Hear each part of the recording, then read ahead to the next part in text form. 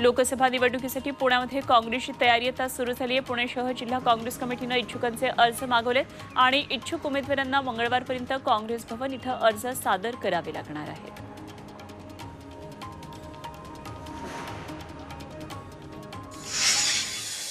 महाराष्ट्रात मराठा विरुद्ध ओबीसी संघर्ष घडवला जातोय। महाराष्ट्रासाठी धोक्याची घंटा आहे असं वक्तव्य मनसे अध्यक्ष राज ठाकरे यांनी पिंपरीतल्या नाट्य संमेलनाच्या व्यासपीठावरून केलं।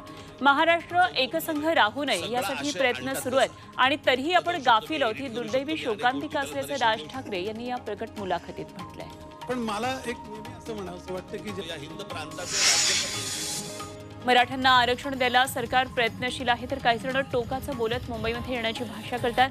मात्र कायदा हातात घ्यायचा प्रयत्न केला तर कठोर कारवाईचा इशारा अजित पवारांनी जरांगेंचं नाव न घेता दिला आणि त्यावर अजित पवारांनी पोटातलं ओठावर आणलंच कसं असं सांगत कारवाई। अमृत नोनी आर्थो प्लस ये एक प्रूवन फॉर्मूला है। इसमें मौजूद नोनी फल के गुण और आयुर्वेदिक जड़ी बूटियां शरीर को जरूरी पोषक तत्व देने के साथ साथ हड्डियों और जोड़ों के घिसने, उनमें होने वाले सूजन और दर्द को रोकने में मदद करता है। दर्द मुक्त जीवन के लिए अमृत नोनी ऑर्थो प्लस झाली तर मराठा शांततेत उत्तर देईल असं प्रत्युत्तर जरांगेंनी दिलंय।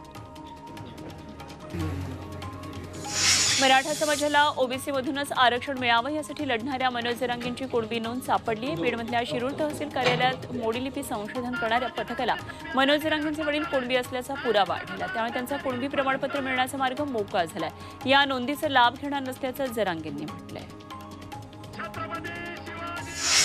आपला मित्र कोण आहे आणि शत्रू कोण आहे हे ओबीसी समाजानं ओळखलं पाहिजे। ओबीसीच्या एखाद्या जातीचा असल्यामुळे तो आपला नेता होत नाही अशा शब्दांमध्ये नाव न घेता प्रकाश आंबेडकरांनी छगन भुजबळ यांच्यावर नांदेडमधून निशाणा साधला।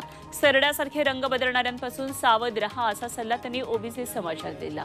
तर या ओबीसी मेळाव्याला भुजबळ गैरहजर होते। नांदेड मेळाव्यात ओबीसी आणि दलित समाज एकत्र आला। बाबासाहेबांनी आरक्षण दिलं तर त्यांचे रक्ताचे वारसदार म्हणून आमचं आरक्षण वाचवण्याची जबाबदारी प्रकाश आंबेडकरांची आहे अशी प्रतिक्रिया यावेळी ओबीसी जनमोर्चाचे अध्यक्ष प्रकाश शेंडगेंनी दिली।